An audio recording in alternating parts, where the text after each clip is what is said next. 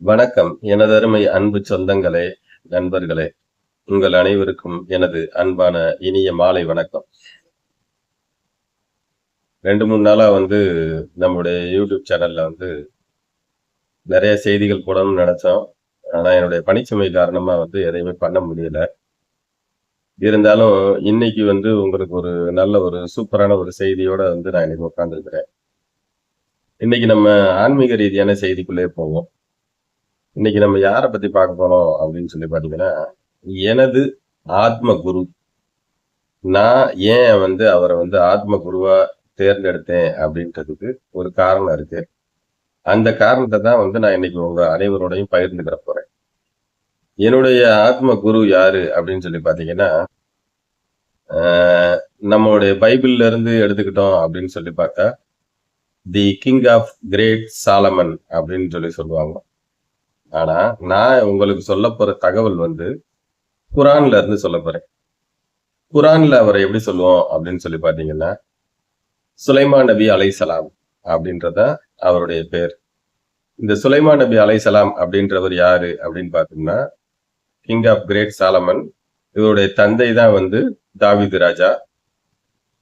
தாவீது ராஜா அப்படின்னு சொல்றத இதுல குரான்ல பார்த்தோம்னா, தாவூத் நபி அலைஹிஸ்ஸலாம் அப்படின்னு சொல்லி சொல்றாங்க. இப்படி ஒவ்வொரு பெயர்களும் நம்ம அரபு மொழியில பார்க்கும்போது, பெயர் மொழிபெயர்ப்பு ஆகும்போது, இந்த நம்மளுடைய ஸ்லாங்குக்கு ஏத்த மாரி புதிய வடிவத்தை எட்டியிருக்கு. குரான்ல இருக்க விஷயங்களும், பைபிள்ல இருக்க விஷயங்களும் 2மே பெரும்பகுதி ஒண்ணா தான் இருக்கும். ஏன்னா, பழைய ஏற்பாடு அப்படின்ற சப்ஜெக்ட் பார்த்தீங்கன்னா, பைபிள்ல இருக்கிற பழைய ஏற்பாடும், குரானும் ஒரே தொகுப்பா தான் இருக்கும். கடைசில இயேசுநாதர் வந்ததுக்கு அப்புறம் தான் பார்த்தீங்கன்னா, இந்த மதங்கள் இருவேறா பிரிஞ்சிருக்கும். அதுக்கு முன்னாடி இருக்கிற வரலாறு எல்லாமே ஒண்ணா தான் இருக்கும். இருந்தாலும் நம்ம பைபிள்ல பார்த்தீங்கன்னா, நெறைய விஷயங்கள், நெறைய அந்த காலத்துல வாழ்ந்த அந்த அரசர்கள பத்தி சொல்லும்போது, நெறைய நம்ம பைபிள்ல மிஸ்ஸிங் ஆயிருக்கும். ஏன்னா, இது மொழிபெயர்ப்பு செய்யப்பட்ட நூலா இருக்கும். குரான் அப்படி இல்ல. அல்லாஹ்வால் மக்களுக்கு இறக்கி குடுக்கப்பட்டது அப்படின்னு சொல்றாங்க. அதுல சொல்லப்பட்ட விஷயங்கள் எல்லாமே பார்த்தீங்கன்னா, வரலாறு. அது அப்படியே இன்னைக்கு வரைக்கும் அன்னைக்கு என்ன நடந்துச்சோ, அத அப்படியே சொல்லியிருப்பாங்க. அந்த சப்ஜெக்ட் எல்லாமே அந்த வாழ்ந்ததுக்கு எல்லாத்துக்குமான ஆதாரங்கள் எல்லாமே அங்க இருக்குது. அத நம்ம யாரும் மறுக்க முடியாது. அப்படி இருக்கும்போது, இப்ப நம்ம சுலைமான் நபி அலைஹிஸ்ஸலாம் அவர்களுடைய வரலாற பத்தி பார்ப்போம். இவர் தாவூத் நபி அலைஹிஸ்ஸலாமோட பையன். இவருடைய வம்சாவளியில தான் இயேசு கிறிஸ்து, ஈசா நபி அலைஹிஸ்ஸலாம் அவர்கள் அதுல வர்றாங்க. நம்ம இயேசு கிறிஸ்துவ ஆண்டவரா பார்க்கிறோம். அவங்க அவரையும் ஒரு நபியா தான் பார்க்குறாங்க. இந்த சுலைமான் நபி அலைஹிஸ்ஸலாம் நான் ஏன் அவர ஒரு ஆத்ம குருவா எடுத்துக்கிட்டேன் அப்படின்னு சொல்லி பார்த்தோம்னா, அவர் இங்க இருக்கிற எல்லா மனிதர்களும், வாழ்ந்த மகான்களும், ஞானிகளும், இனி வந்தவர்களும், இனி வரப்போறவர்களும் செய்ய முடியாத ஒரு அற்புதத்தையும், அதிசயத்தையும் செஞ்சிருப்பாரு. அவருடைய அந்த செயல் எனது மனதை ஈர்த்ததுனால, நான் ஒரு என்ன சொல்றேன், நானும் ஒரு மனுஷன் தானே. வாழ்ந்தா இப்படி வாழணும் அப்படின்னு சொல்லி, அவர் மேல ஒரு ஈர்ப்பு கொண்டு, அவர எனது வழிகாட்டியா நான் எடுத்துக்கிட்டேன். இப்ப எல்லாருக்கும் ஒரு இஷ்ட தெய்வம் இருக்கிற மாரி, எல்லாருக்கும் ஒரு புனிதர்கள பின்பற்றுறவங்க நெறைய பேர் இருப்பாங்க. சில பேர் சித்தர் வழிய ஃபாலோ பண்றவங்க நெறைய பேர் இருப்பாங்க. இஷ்ட தெய்வங்கள ஃபாலோ பண்றவங்க நெறைய பேர் இருப்பாங்க. அது மாரி நான் பார்த்தீங்க அப்படின்னா, சுலைமான் நபி அலைஹிஸ்ஸலாம் அவர்களுடைய அந்த கோட்பாட்ட ஃபாலோ பண்ணி தான் என்னுடைய வாழ்க்கைய பயணிச்சுட்டு இந்த சுலைமான் நபி அவருடைய வரலாறு பார்த்தீங்கன்னா, ஒரு நீண்ட வரலாறு. அவர பத்தி குரான்ல சொல்லும்போது, "கதம்து பில்லாஹில் அலியுல் அலீம் வபி ஹக்கி சுலைமான் இப்னு தாவூத் அலைஹிஸ்ஸலாம்" அப்படின்னு சொல்லி முதல்ல அவருடைய தந்தையாகிய தாவூத் நபியின் மகனாகிய சுலைமான் நபி அப்படின்றத சொல்லி, அவர் மூலியமா அல்லாஹ்வுக்கு முதல் வணக்கத்த சொல்லி தான் அதுல ஆரம்பிக்கிறாங்க. இந்த வாசகம் பார்த்தீங்கன்னா, எனக்கு கத்துக் குடுத்தது பார்த்தீங்கன்னா, அண்ணன் அப்துல் சமத் அப்படின்னு மதுரையில ஒருத்தர் இருக்கிறாரு. என்னுடைய நீண்ட நாள் நண்பர். அவங்க தான் எனக்கு குரான் ரீதியா நெறைய விஷயங்கள எனக்கு கத்துக் குடுத்தாங்க. அவர்ட்ட இருந்து தெரிஞ்சுக்கிட்ட இந்த வாசகம் உடலை மனித உடலை முழுசா ஒரு பாதுகாப்பை ஏற்படுத்தி கொடுக்குற ஒரு ஆற்றல் கொண்டது அப்படின்னு அவர் சொல்லுவார். இது வந்து இந்த ஆன்மீக ரீதியா போறவங்களுக்கு ஒரு உடல் கட்டா பிரயோகம் பண்ணலாம் அப்படின்றத எனக்கு அவரு சொல்லிக் குடுத்திருந்தாரு. ஆனா, அந்த வாசகத்தோட பொருள் வந்து பாத்தீங்கன்னா இதுதான். அவங்க இறைவனுக்கு வணக்கம் சொல்றது தான் வந்து அந்த வாசகத்தின் பொருளா இருக்கும். இப்படி அந்த சுலைமான் நபியோட வாழ்க்கை வரலாறு அப்படின்ற ஒரு விஷயத்த நம்ம தொட்டோம் அப்படின்னா, அவர் பாத்தீங்கன்னா, என்ன அப்படி அதிசயம் பண்ணாரு அப்படின்னு சொல்லி பார்த்தோம்னா, இந்த உலகத்துல எல்லா மனிதர்களும் ஆன்மீகத்த பின்பற்ற எல்லாருக்குமே வந்து தவ சித்துகள் எல்லாமே கிடைக்குது. இயேசுநாதர் நெறைய அற்புதங்கள் பண்ணாரு. மோசே நெறைய அற்புதங்கள் பண்ணாரு. எல்லா அற்புதங்கள், அதிசயங்கள் எல்லாமே வந்து நம்ம பார்த்திருப்போம், படிச்சிருப்போம்.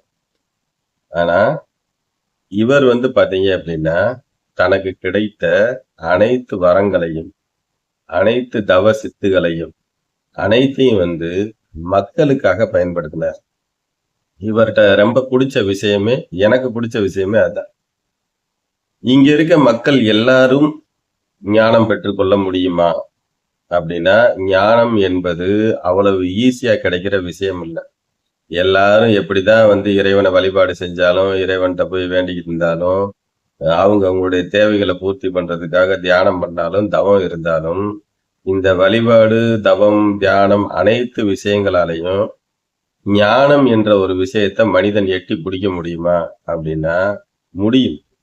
அதற்கான கடுமையான பயிற்சிகள், முயற்சிகள், அத பற்றிய சிந்தனைகள், அதுக்குள்ளேயே தனது வாழ்வியல ஒப்படைச்சவங்களால மட்டும் தான் முடியும். அதையும் தாண்டி அந்த ஞானமும், அந்த தியானத்தால் தவ வலிமைகளும், சித்துகளும் கிடைத்த பின், இங்க இருக்க எல்லா ஞானிகளும் என்ன செய்றாங்க அப்படின்னு சொல்லி பார்த்தீங்கன்னா, இப்ப புத்தர் அப்படின்ற மகான் வந்தாரு.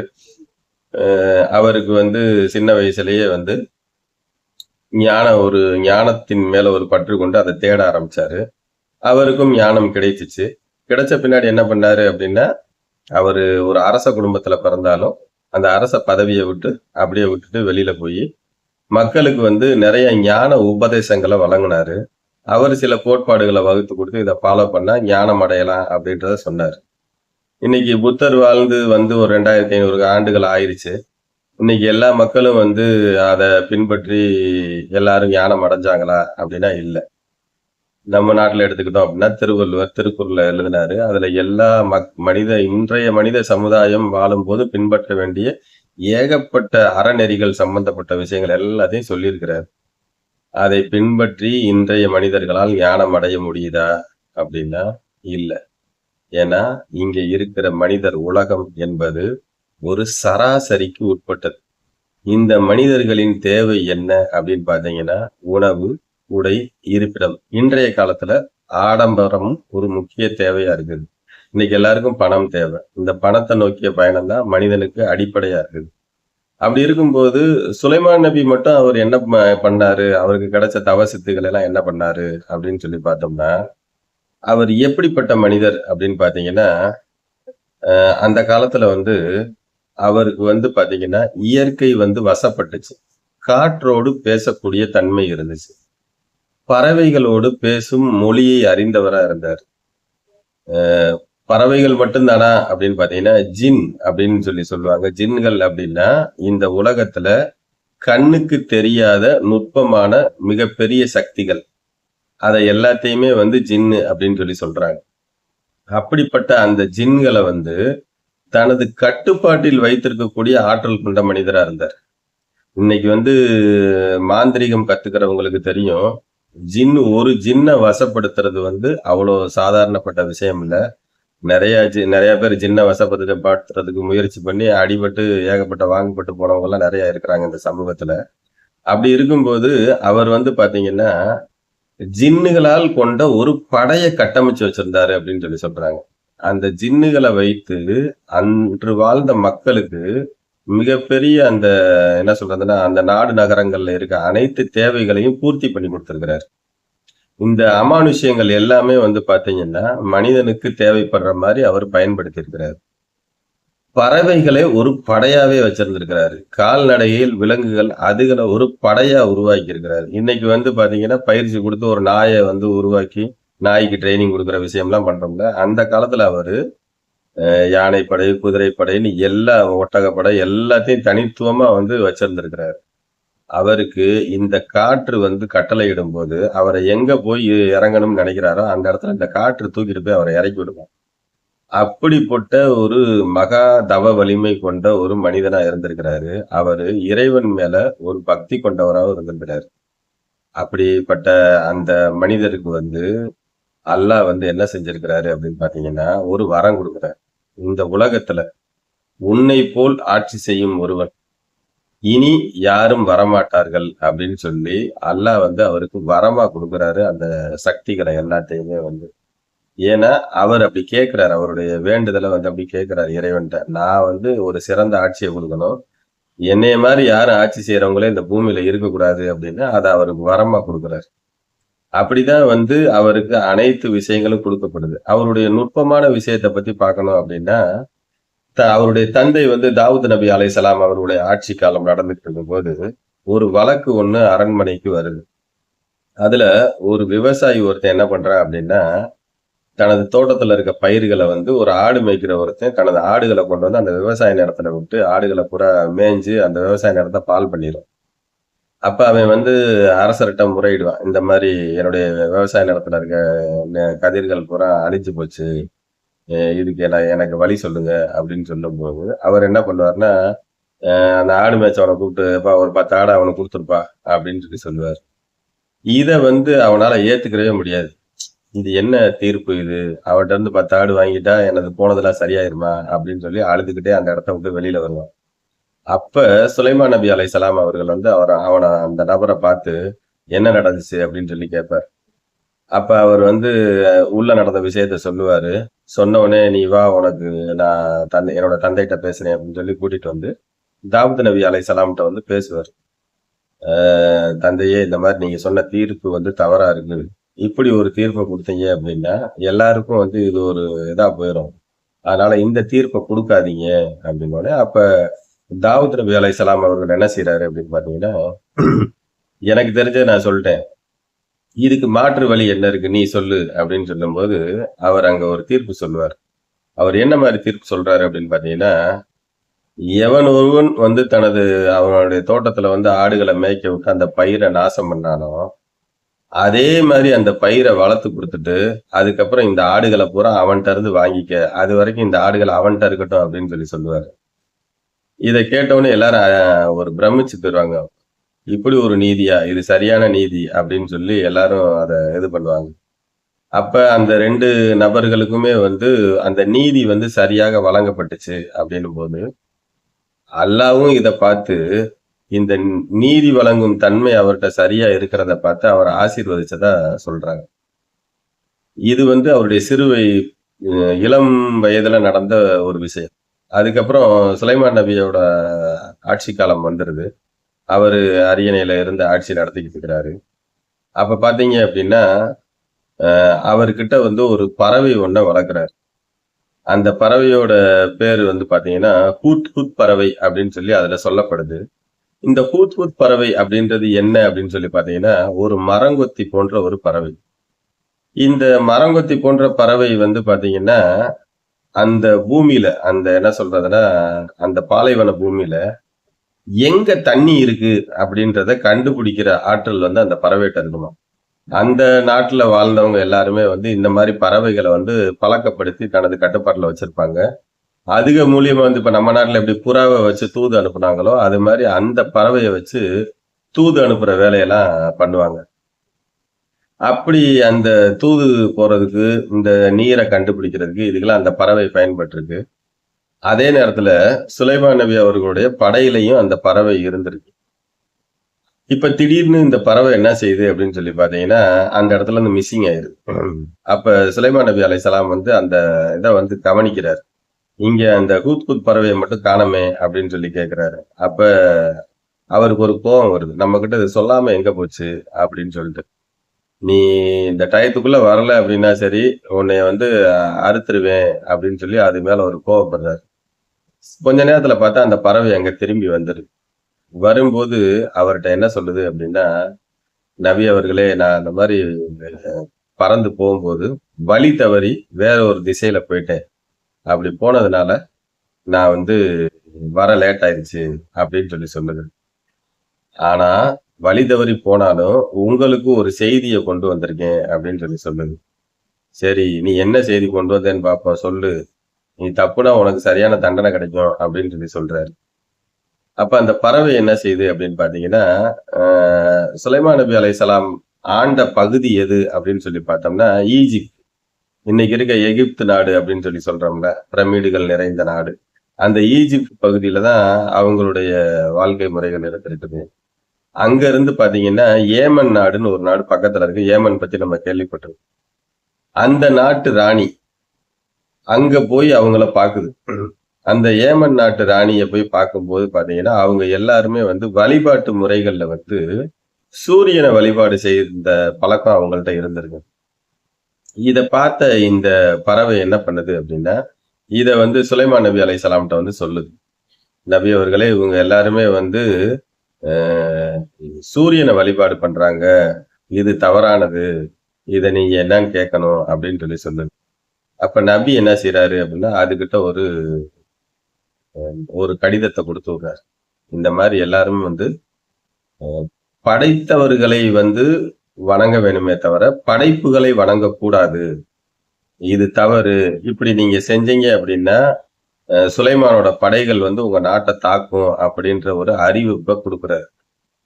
அப்ப அந்த அம்மா வந்து அங்க போய் அந்த பறவை அந்த இத குடுத்த உடனே, அந்த அம்மா என்ன பண்ணுது அப்படின்னு பார்த்தீங்கன்னா, வாங்கி பார்த்துட்டு, அந்த அம்மாவுக்கு சுலைமான் நபி அலைஹிஸ்ஸலாம்னா யாருன்னே தெரியாது. இது என்னடா புது பிரச்சனையா இருக்கு அப்படின்னு இருந்தாலும் அவர் சொன்ன அந்த வாசகம், படைத்தவனை வணங்க வேண்டும், படைப்புகளை வணங்கக்கூடாது அப்படின்ற அந்த வாசகம் அந்த அம்மாவுக்கு ஏதோ ஒரு உள் உணர்வ உருவாக்குது. இது என்ன இது? இப்படி எழுதியிருக்கிறாப்ல அப்படின்னு சொல்லிட்டு, அந்த அம்மா அத வாங்கிட்டு, அந்த நாட்டு அறிஞர்கள், மேதைகள், அந்த நாட்டு அரசவையில இருக்கிறவங்க எல்லாரையும் கூப்பிட்டு ஒரு டிஸ்கஸ் பண்ணுது. அப்ப அவங்கலாம் என்ன சொல்றாங்க அப்படின்னா, நமக்கு எதிரா யாராவது பண்ணா, அந்த காலத்துல வந்து படையெடுத்தா உடனே சண்டைக்கு போறது தான் ஒரு வழக்கமா இருக்கும். வாங்க வேணா வந்து ஒரு சண்டைய ஒரு கை பார்த்துருவோம். இல்ல அப்படின்னா, நீங்க என்ன முடிவு எடுக்கிறீங்களோ, அதுக்கு நாங்க எல்லாம் கட்டுப்படுறோம் அப்படின்னு அந்த நாட்டு அறிஞர்கள்லாம் சொல்றாங்க. அப்ப அந்த ராணி என்ன செய்றாங்க அப்படின்னு பார்த்தீங்கன்னா, அவங்கள்ட்ட முதல்ல போய் ஒரு சமாதானமா போவோம். ஒரு நட்பா இருந்துக்கிற முயற்சி பண்ணுவோம். ஏன்னா அண்டை நாடுன்றது நட்பா இருக்கிறது தான் நல்லது. இப்ப நம்ம நாடு வந்து ஒரு சிறப்பான கட்டமைப்புல இருக்கு. அந்த அம்மாவும் ஒரு நல்ல ஆட்சிய குடுத்துருக்காங்க. அப்படி இருக்கும்போது இப்ப போர் தொடுத்தோம்னா, இங்க இருக்க நாட்டு மக்கள்லாம் சிரமப்படுவாங்க அப்படின்னு இங்க இருக்க விலை உயர்ந்த பொருட்கள் அனைத்தையும் கொண்டு போய் அவர்ட்ட குடுத்து, ஒரு சமாதான உடன்படிக்கை ஏற்பாடு பண்ணுங்க அப்படின்னு அவங்க நாட்டுல இருக்க பெரிய ஆட்கள பூரா கிளப்பி விட்டு அந்த அம்மா அனுப்பி விடுது. ஆனா சுலைமான் நபி அலைஹிஸ்ஸலாம்ட்ட வந்த உடனே, அவர் என்ன பண்றாரு அப்படின்னு பார்த்தீங்கன்னா, இது எதையுமே ஏத்துக்கிறல. இது எல்லாத்தையும் திருப்பி கொண்டு போயிருங்கப்பா. இது எல்லாத்தையும் நான் ஏத்துக்கிற விரும்பல. நான் சொன்ன விஷயத்த பத்தி நீங்க என்ன முடிவு பண்றீங்க? அதுக்கு எனக்கு பதில் சொல்லுங்க அப்படின்னு சொல்றாரு. அப்ப இவங்க எல்லாம் போனவங்க எல்லாம் திரும்பி வந்து, அம்மா இந்த மாரி அவர் ஏத்துக்கிற மாட்டேங்கிறாரு. என்ன செய்யலாம்? அப்படின்னு சொல்லும்போது, இந்த அம்மா என்ன பண்றாங்க அப்படின்னா, ரைட்டு. நானே ஒரு வாட்டி நேரா போய் சுலைமான் நபி அலைஹிஸ்ஸலாம பார்த்து என்னன்னு கேட்டு வந்துருவோம். வாங்க அப்படின்னு தனது படைகளை எல்லாம் திரட்டிக்கிட்டு அவர பார்க்கறதுக்காக வர்றாங்க. அப்படி வரும்போது இந்த செய்தி வந்து சுலைமான் நபி அலைஹிஸ்ஸலாம் அவர்களுக்கு முன்னாடியே வந்துருது. அப்ப அவர் என்ன சொல்றாரு, "இது என்னப்பா அந்த நாட்டு ராணியே வர்றாங்கன்னு சொல்றாங்க. என்ன செய்யலாம்?" அப்படின்னும்போது இந்த பறவை என்ன சொல்லுது, நபி அவர்களே, நம்ம நாட்டுல எல்லாம் என்ன சிம்மாசனம் இருக்கு? அந்த அந்த அம்மா பேர் வந்து பல்கீஸ் ராணி அப்படின்னு சொல்றாங்க. பல்கீஸ் ராணியோட சிம்மாசனம் பார்த்தீங்கன்னா, உலகத்திலே மிக அழகான, மிகப்பெரிய சிம்மாசனமா இருக்கு. அது மாரி சிம்மாசனத்த நான் எங்கேயுமே பார்த்ததே கிடையாது அப்படின்னு அந்த பறவை சொல்லுது. அப்படி சொன்ன உடனே நபிக்கு ஒரே ஆச்சரியம். அப்படிப்பட்ட ஒரு சிம்மாசனமா? அவ்வளோ அழகானதா? அப்படின்னு அவர் யோசித்துட்டு, அங்க இருக்க ஜின்னுகள எல்லாம் கூப்பிட்டு கேட்கிறாரு, அந்த சிம்மாசனத்த இங்க கொண்டு வர முடியுமா? அப்படின்னு கேட்கிறாரு. அப்ப ஜின்கள்லாம் என்ன சொல்லுது அப்படின்னா, ஒரு டைம் கேக்குது. அங்க இருக்க சிம்மாசனத்தோட எடை பத்தி இன்றைய குரான்ல வந்து சொல்லப்பட்ட விஷயம் என்னன்னா, அது பல ஆயிரம் கிலோ எடை கொண்டதா இருக்கும். டன்கள், பல டன்கள் வந்து அதுல எடை இருக்கும் அப்படின்னு சொல்றாங்க. இன்னைக்கு வந்து 1 டன்னு அப்படின்னாலே 1000 கிலோ அப்படின்னா, பல 1000 டன் இருக்கும்ன்றாங்க. அந்த பல 1000 டன் இருக்கிறத வந்து தூக்கிட்டு வர முடியுமா? அப்படின்னா முடியாது. அப்ப அந்த ஜின்களோட உதவியால அத கொண்டு வர முடியுமா? அப்படின்னு முயற்சி பண்றாரு. அப்ப வந்து ஜின்கள்லாம் ஒரு டைம் சொல்லுது. ஒண்ணு வந்து எனக்கு இவ்வளோ நேரம் ஆகும், 1 மணி நேரம் ஆகும், 1/2 மணி நேரம் ஆகும், 1 நாள் ஆகும் அப்படின்னு சொல்லி ஒவ்வொரு ஜின்னும் ஒவ்வொரு பதில் சொல்லுது. அங்க இருக்கிற ஒரு முக்கியமான ஒரு நபர், அவருடைய உறவுக்காரர் ஒருத்தர் வந்து என்ன செய்றாரு அப்படின்னா, "இல்ல இத நீங்க வந்து அ கண் பார்க்கும் தூரத்துல வந்து நான் கொண்டு வந்துருவேன்" அப்படின்றாரு. கண் பார்க்கும் தூரம்னா, ஒரு மனிதன் நம்ம கண்ணுக்கு எட்டுன தூரத்துல எவ்வளவு தூரத்துல இருந்து நடந்து வர்றானோ, இந்த நடந்து வர்றதுக்கு ஆகிற டைம் எவ்வளவு ஆகுமோ, அந்த டயத்துல கொண்டு வந்துருவேன் அப்படின்னு. அப்ப அதையும் தாண்டி ஒரு ஜின் வந்து அவர்ட்ட சொல்லுது. "இல்ல, இல்ல. நீங்க கண்ண மூடி முழிக்கிறதுக்குள்ள நான் இங்க கொண்டு வந்துருவேன்" அப்படின்னு. அந்த ஜின்ன பத்தி தான் சொல்லும்போது, யாசின் அப்படின்ற சப்ஜெக்ட்ல இந்த வாசகம் இருக்கு. "அவலம் யரல் இன்சானு அன்னா ஹலக்னாஹி மின் நுத்பத்தின் இதா ஹுவா ஹஸிமுன் முபின்" அப்படின்னு சொல்லி சொல்றாங்க. இந்த முபின் அப்படின்ற அந்த ஜின்ன வந்து அழைக்கிறதுக்குரிய இந்த ஜெபம் தான் இது. இந்த ஜெபத்த சொல்லி கூப்பிடும்போது அந்த முபின்ற ஜின் வரும் அப்படின்னு சொல்லி, எனது நண்பரும் எனக்கு வந்து இதுல ஒரு அ குரான் சம்பந்தப்பட்ட விஷயங்கள சொல்லிக் குடுத்தவருமான அப்துல் சமத் அவர்கள் வந்து எனக்கு சொல்லிக் குடுத்த விஷயம். அப்படிப்பட்ட இந்த முபின் அப்படின்ற அந்த ஜின் வந்து என்ன சொல்லுதா, "கண்ணிமைக்கும் நேரத்துல கொண்டு வந்துருவேன் நபி அவர்களே" அப்படின்னு சொல்லுது. அப்ப கொண்டு வா அப்படின்றார். கொண்டு வான்னு சொன்ன உடனே அது வந்துருச்சு அப்படின்னு சொல்லி சொல்லுது. அது எப்படி? இன்னைக்கு நம்ம வந்து சயின்ஸ்ல வந்து விஞ்ஞானம் பெருசு, அது பெருசு, இது பெருசுன்னு நம்ம எல்லாரும் சொல்றோம். ஆனா, அன்றைய மனிதர்கள் கையாண்ட அந்த விஞ்ஞானம், இன்றைய மனிதர்கள் கிட்ட இல்ல அப்படின்றது தான் எதார்த்தம். இன்னைக்கு வரைக்கும் பிரமிட பத்தி மக்கள் ஆராய்ச்சி பண்ணிக்கிட்டு தான் இருக்காங்களே ஒழிய, பிரமிட இன்னைக்கு கட்டுற அந்த நுட்பம் வந்து யார்ட்டயாவது இருக்கா? அப்படின்னு சொல்லி பார்த்தா, எந்த நாட்டுக்காரன்ட்டயும் இல்ல. இன்னைக்கு ஒரு பிரமிடு அது மாரி ஒரு பிரமிட கட்ட முடியுமான்னா, எந்த நாட்டாலயும் கட்ட முடியாது. ஏன்னா, அது அவ்வளோ அதிநுட்பமான விஷயங்களால அத பண்ணியிருக்கிறாங்க. அந்த கல்கள் எல்லாமே அடுக்கி தான் வைக்கப்பட்டிருக்கே ஒழிச்சு, எதையுமே பூசி வைக்கல அவங்க.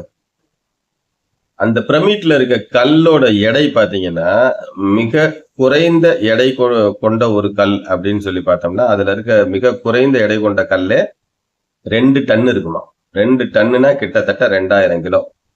2000 கிலோ தான் அதுல குறைந்தபட்ச எடை கொண்ட கல்லே.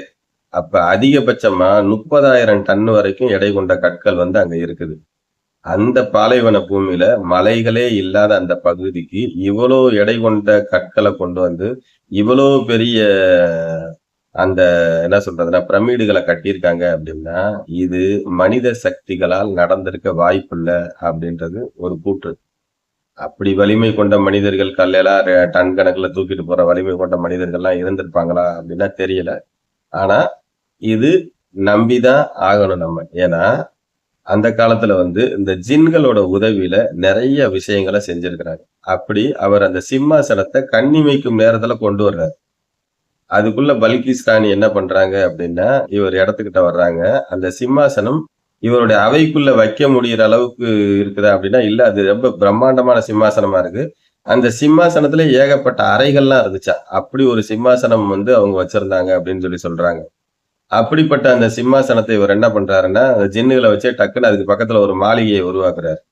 அந்த மாளிகை பளிங்கு கற்களால் உருவாக்கப்பட்ட மாளிகையா இருந்திருக்கு. அந்த மாளிகைக்குள்ள அந்த சிம்மாசனம் இருந்திருக்கு. இந்த அம்மா அங்க வர்றாங்க.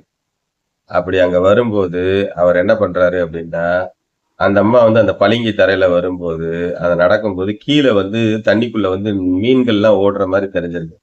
அத பார்த்தோனே அந்த அம்மா வந்து அதுல கால் வைக்கிறதுக்கு அந்த ட்ரெஸ்ஸ தூக்கிட்டு அப்படி கால வச்சு நடக்கும்போது, அவர் சொல்றாரு, "இல்ல, இல்ல ட்ரெஸ் எல்லாம் தூக்க வேணாம். நீங்க இறக்கி விட்டு நடங்க.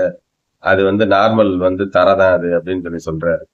அப்படி சொன்னோனே அந்த அம்மாவுக்கு ஒரே ஆச்சரியம். இப்படி ஒரு கட்டட அமைப்புகள், வேலைப்பாடுகள் இது எல்லாம் செய்யற அளவுக்கு இங்கேயும் வந்து மன்னர்கள் இருக்கிறாங்க அப்படின்னு சொல்லி, அந்த பல்கிஸ் ராணி வந்து இவரோட சேர்ந்து பேசி, அவங்களுக்கு இவருடைய சொன்ன கோட்பாடுகள் எல்லாமே புடிச்சு போகுது.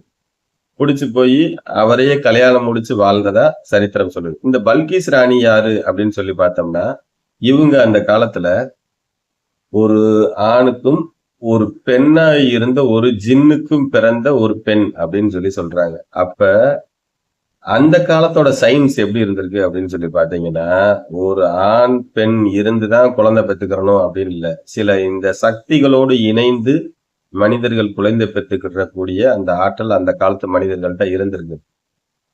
இதே தான் வந்து இயேசுநாதர் பிறந்த அந்த கூற்றுலயும் வந்து ஒரு ஒளி வடிவத்துல இருந்து வெளியில இருந்து வந்து அந்த மாதாவோட வயித்தை வந்து தொட்ட உடனே வந்து பாத்தீங்கன்னா அவர் இயேசுநாதர் ஜனிச்சதா சொல்றாங்க.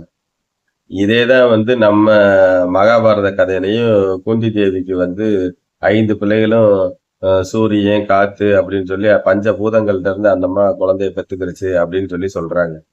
இப்படி அந்த காலத்தோட சயின்ஸோட நுட்பம் வந்து அவ்வளவு பிரம்மாண்டமான விஷயமா இருந்திருக்குது. இன்றைய மனிதர்களுக்கு இது பத்தி என்னன்னே தெரியல. இன்றைய விஞ்ஞானத்தால் இது கண்டுபிடிக்க முடியாத அரிதான விஷயமா தான் இருக்கு. ஏன் அப்படின்னா, ஞானம் என்பது இறைவனால் கொடுக்கப்படக்கூடியது. விஞ்ஞானத்தால் அறியப்படக்கூடிய விஷயம் அல்ல. இத நீங்க எல்லாருமே புரிஞ்சுக்கணும். அதே நேரத்துல சுலைமான் நபி வந்து ஒரு நாள் என்ன பண்றாரு அப்படின்னா, தனது படைகளோட வெளியில கிளம்பி போகும்போது, ஒரு எறும்பு அந்த எறும்ப பத்தி சொல்லணும்னா, ஜராசான்னு ஒரு எறும்ப பத்தி சொல்றாங்க. அந்த எறும்பு என்ன செய்யுது அப்படின்னு பார்த்தீங்கன்னா, தனது கூட்டத்துல இருக்க அனைத்து எறும்புகளுக்கும் ஒரு கட்டளைய பிறப்பிக்குது. எப்பா சுலைமான் நபி அலைஹிஸ்ஸலாமோட படைகள் வந்துகிட்டு இருக்கு. நீங்க நடுவுல போனீங்கன்னா, பூரா குதிரைப்படை, யானைப்படை மிதிச்சு நசுக்கி தூக்கி எறிஞ்சிட்டு போயிரும். எல்லாம் அவன் அவன் புத்துக்குள்ள போய் அடங்கிருங்கப்பா அப்படின்னு சொல்லி சொல்லுது. இது பாத்தீங்கன்னா, சுலைமான் நபி அலைஹிஸ்ஸலாமோடைய அவருடைய காதுல போய் கேக்குது இந்த எறும்பு சொல்ற விஷயம். அப்ப அவங்களுடைய அந்த ஞானம் என்பது, அந்த விழிப்பு நிலை எப்படி இருந்திருக்கு பாருங்க. ஒரு எறும்பு பேசுறது கூட அவர் காதுக்கு கேக்குது. அதே நேரத்துல அவர் வந்து என்ன கேக்குறாரு அப்படின்னா, அந்த எறும்புகிட்ட, "நீ ஏன் இப்படி சொல்ற? நீ பேசுறது எனக்கு கேட்டுச்சு" அப்படின்னு சொல்லி சொல்றாரு. அப்ப அவரு அந்த எறும்புகிட்ட கேக்குறாரு, "நான் வரப்போறேன்றது உனக்கு எப்படி தெரியும்?" அப்படின்னு சொல்லும்போது, அந்த எறும்பு சொல்லுது, "அ இறைவன் வந்து உங்களுக்கு மட்டும் தான் அல்லாஹ் வந்து உங்களுக்கு மட்டும் உரியவன் கிடையாது. எனக்கும் தான். நான் வந்து உங்களுக்கு எப்படி வந்து அ நெறைய விஷயங்கள் தெரியுதோ, அது மாரி அல்லாஹ் வந்து எனக்கும் சில விஷயங்கள அறிந்து கொள்ளக்கூடிய ஆற்றல குடுத்திருக்கான்" அப்படின்னு சொல்லி சொல்லுது. அது வந்து அந்த அந்த எறும்பு சொன்னது வந்து அவரு மனசுல வந்து ஒரு இதாகுது. அப்ப அவர் வந்து அல்லாஹ் கிட்ட போய் மன்னிப்பு கேட்கிறாரு. நான் வந்து என்னைய நானே ஒரு பெரிய ஆளா நெனச்சுக்கிட்டேன் தப்புதான் அப்படின்னு. இந்த குரான்ல வந்து பாத்தீங்கன்னா, அல்லாஹ் வந்து அவர சின்ன சின்ன விஷயங்கள்ல வந்து அவருடைய அறியாமைய திருத்தினதா வந்து குரான்ல சொல்லப்பட்டிருக்கு. அப்படிப்பட்ட நுட்பமான மனிதர்கள் வந்து அந்த காலத்துல வாழ்ந்திருக்கிறாங்க. வாழ்ந்ததோ மட்டும் இல்லாம, அவங்க தனது சக்திகள வந்து அரசியலுக்கு பயன்படுத்தியிருக்கிறாங்க. இன்னைக்கு இருக்கிற எல்லா மனிதர்களும் பார்த்தீங்க அப்படின்னா, அரசியல்ல ஜெயிக்கிறதுக்கு வந்து போய் அங்க யாகம் வளர்க்கலாமா? இங்க இது பண்ணலாமா? இந்த கோயில்ல போய் இது பண்ணலாமா? அப்படின்னு சொல்லி, இன்னைக்கு இருக்க அரசியல்வாதிக பூரா இப்படி முயற்சி பண்றாங்க. ஆனா, அன்னைக்கு இருக்கிறவங்க தான் அடைந்த சக்திகள வந்து மக்களுக்காகவும், இந்த சமூகத்துக்காகவும், இந்த சமூகத்தில் வாழ்ந்த ஒவ்வொரு பூச்சி, புழு, எறும்பு, காற்று, மழை, இந்த இயற்கை அனைத்துக்குமானதா தனது சக்திகள பயன்படுத்திட்டாங்க. இதுதான் வந்து நான் சுலைமான் நபி அலைஹிஸ்ஸலாம்ட்ட எனக்கு ரொம்ப ரொம்ப புடிச்ச விஷயம். எந்த ஒரு விஷயமுமே வந்து பாத்தீங்கன்னா, மனிதனுக்கு வந்து அரசியலா பயன்படணுங்க. ஏன் அப்படின்னு சொல்லி பார்த்தோம்னா, இந்த உலகத்துல எல்லா மனிதர்களாலயும் ஞானம் அடைய சாத்தியம் இல்லை. அப்ப சாத்தியம் இல்லை அப்படின்னா, ஞானம் அடைந்தவர்கள் தனது சக்தியும், ஆற்றலையும் அரசியலாய் பயன்படுத்தும்போது, இந்த பூமியில வந்து ஒரு நல்ல சமுதாயத்த உருவாக்க முடியும். அப்படி நல்ல சமுதாயம் உருவானாலே, நெறைய ஞானிகள் உருவாக சாத்தியக்கூறு இருக்கு. இது புரியாம இன்னைக்கு சில பேர் வந்து எல்லோருக்கும் வந்து இந்த ஞானம் என்ற விழிப்பு நிலையில வந்து ஒரு புரிதல் ஏற்பட்டா கூட, ஞானிகளாய் மாறுனா கூட, எல்லாரும் என்ன செய்றாங்க அப்படின்னா, ஞான உபதேசத்தை, ஞான போதனையும் இந்த மக்களுக்கு வழங்கிக்கிட்டே இருக்கிறாங்க. "எப்பா இப்படி இருங்க, அப்படி இருங்க. நீங்க வந்து இந்தந்த நல்ல விஷயத்த பண்ணணும், தர்மம் பண்ணணும், அது பண்ணணும், இது பண்ணணும்" அப்படின்னு எல்லா விதமான விஷயங்களும் இந்த பூமியில இயேசுநாதர் வந்து மன்னிங்க, மன்னிச்சிருங்க எல்லாரையும். எல்லாருக்கும் இப்படி இப்படி இருங்கன்னு சொல்றார். குரான்ல பாருங்க, தர்மம் பத்தி அவ்வளோ சொல்லப்படுது. அ சதக்கத் தான் ரொம்ப முக்கியமான விஷயமா குரான்ல சொல்லப்படுது. நீ வந்து இறைவனை அடையக்கூடிய வழியே சதகத் தான் அப்படின்னு சொல்லி அதுல சொல்றாங்க. சதகத்துல் ரத்துல் பலா வல் கலா அப்படின்னு சொல்லி அதுல சொல்லியிருப்பாங்க. இந்த சதக்கத் அப்படின்றது தர்மம். இந்த தர்மத்த தான் பின்பற்றினா மட்டும்தான் நீ வந்து அல்லாஹ்வ போய் அடைய முடியும் அப்படின்னு சொல்லி சொல்றாங்க. இந்த தர்மம் வந்து அவ்வளோ வலிமையானதா இந்த உலகத்துல சொல்லப்படுது. அத எல்லாத்தையும் தாண்டி இந்த தர்மம் பண்ணும்போது, சுலைமான் நபி அலைஹிஸ்ஸலாம் வந்து அந்த தர்மத்த பத்தி ஒரு நுட்பமான ஒரு விஷயத்த சொல்றாரு. நீங்க யாருக்கு எப்ப தர்மம் பண்ணாலும், அந்த தர்மத்தோட பலன் வந்து பாத்தீங்கன்னா, எனது தாய் தந்தையருக்கும் எனது மூதாதையருக்கும் கிடைக்கணும்னு நீங்க வேண்டிக்கிட்டு அந்த தர்மத்தை பண்ணீங்க அப்படின்னா அவரு அல்லாஹ் கிட்ட வந்து நீ வந்து உன்னுடைய வேண்டுதலை வச்சுட்டு நீ இதை பண்ணு அப்படின்றாரு. துவா செய்யுங்க அப்படின்னு சொல்றாரு. அப்படி செய்யும் போது அந்த தர்மத்தின் பலனை இறைவன் என்னவா கொடுக்குறான் அப்படின்னா, நீங்க தர்மம் பண்ணும்போது உங்களுக்கு என்ன பலன் கிடைக்குதோ அதே அளவு பலன் உங்களுடைய மூதாதையர்களுக்கும் உங்களுடைய தாய் தந்தையருக்கும் கிடைக்கும் அப்படின்னு சொல்லி குரான் சொல்லுது. இன்னைக்கு நம்மளுடைய இந்திய பண்பாட்டு முறையில பார்த்தோம் அப்படின்னா, மூதாதையர் வழிபாடு, தாய் தந்தையருக்கு மரியாதை கொடுக்கறது, இந்த விஷயங்கள் எல்லாத்தையுமே வலியுறுத்தி நம்மளோட இதுல சொல்லிக்கிட்டே வர்றாங்க. ஆனா, அவரு ரொம்ப நுட்பமா சொல்லியிருப்பாரு. நீ எந்த தர்மம் பண்ணாலும் சரி, அது மூதாதையருக்கும் அதுல பங்கு நம்மளுடைய தர்மத்தின் பங்கு அவங்களுக்கும் கிடைக்கணும்னு வந்து இறைவன்ட்ட மட்டும் வேண்டிக்க. அத வேண்டுனாலே போதும். அவங்களும் ஒரு நல்ல நிலையை அடைய முடியும். அவங்களுக்கும் அந்த நற்பலன் கிடைக்கும். உனக்கும் அது கிடைக்கும். அப்ப அந்த பலன் வந்து ரெட்டிப்பா கிடைக்கும் அப்படின்ற நுட்பமான விஷயத்த சுலைமான் நபி அலைஹிஸ்ஸலாம் அவர்கள் சொல்லியிருக்கிறார். இது எந்த நபியாலையும் இந்த விஷயம் இந்த சுட்டிக்காட்டப்படல அப்படின்றத நான் அடிச்சு சொல்லுவேன். ஏன்னா நான் வந்து நிறைய இது சம்பந்தமான ஆய்வுகள் நிறைய பண்ணிக்கிட்டு இருக்கேன். இந்த நுட்பமான விஷயங்களும் இந்த நுட்பமான புரிதலும் வந்து அவருக்கு அந்த காலத்திலே இறைவன் ஞானமா கொடுத்திருந்திருப்பேன். அப்படிப்பட்ட அந்த மகான நான் வந்து எனது ஆத்ம குருவா ஏற்றுக்கொண்டு எனது இந்த வாழ்வில இந்த பிறப்புல வந்து இந்த ஞான பாதையில நான் அவரை ஃபாலோ பண்ணி போய்கிட்டு இருக்கிறேன். அந்த மாதிரி ஒரு மிகப்பெரிய சுலைமான் நபி அலைஹிஸ்ஸலாம் அவர்களுடைய இந்த வரலாறை பேசுறதுல எனக்கு ஒரு ஆன்ம சந்தோஷம். இதை எல்லாரும் நீங்களும் தெரிஞ்சுக்கங்க. பைபிள்ல இருக்க ஸ்டோரியும் குரான்ல இருக்க ஸ்டோரியும் ஒரே மாதிரி தான் இருக்கும். இந்த புரிதல் உங்களுக்கு எல்லாம் வரணும். ஆன்மீகம்ன்றது சொல்றது ஈஸி, அதை ஃபாலோ பண்றது ரொம்ப கஷ்டம். எல்லாருமே வந்து இந்த ஆன்மீகத்தை முதல்ல புரிஞ்சுக்கிற முயற்சி பண்ணுங்க. அப்புறம் அதை ஃபாலோ பண்றதுக்கு உங்களுக்கு அவனுடைய அருள் இருந்தா நீங்க எல்லாருமே இத நல்லா ஃபாலோ பண்ணலாம். உங்களுக்கு எல்லாத்துக்கும் வந்து நல்வழி கிடைக்கும் அப்படின்னு சொல்லி எல்லாம் வல்ல இறைவனை வேண்டி உங்களிடமிருந்து இன்றைய நாள் இந்த வீடியோவுக்கு நிறைவு செய்கிறேன். நன்றி, வணக்கம்.